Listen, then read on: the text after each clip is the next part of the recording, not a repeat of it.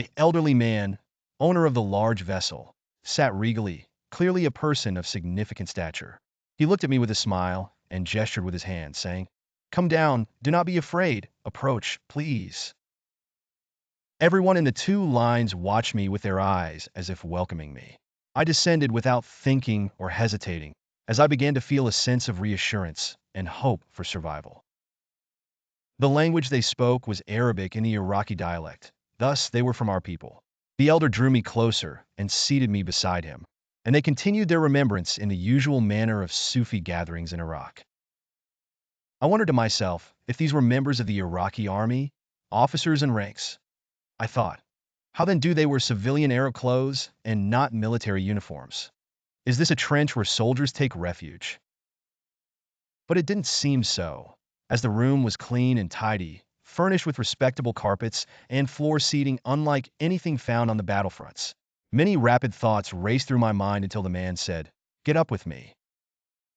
He stood, took my hand, and we climbed the stairs, walking together for a distance until we reached a dirt path.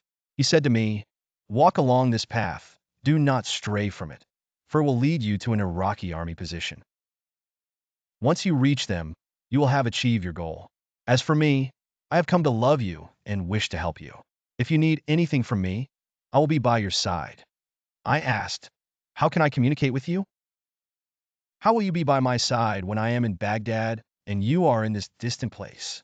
He replied, "Do not worry, just visualize my image in your mind, and you will find me with you. Take this leather belt and fasten it around your waist. Do not remove it unless necessary. Here are 7 beads. Keep them in your pouch, safeguard them, and do not part with any of them, for you will benefit greatly from them in the future. Now, farewell." I set off on the path and did not stray from it. Indeed, I began to hear the voices of our soldiers, so I waved my hand and raised my voice, calling, "I am an Iraqi soldier.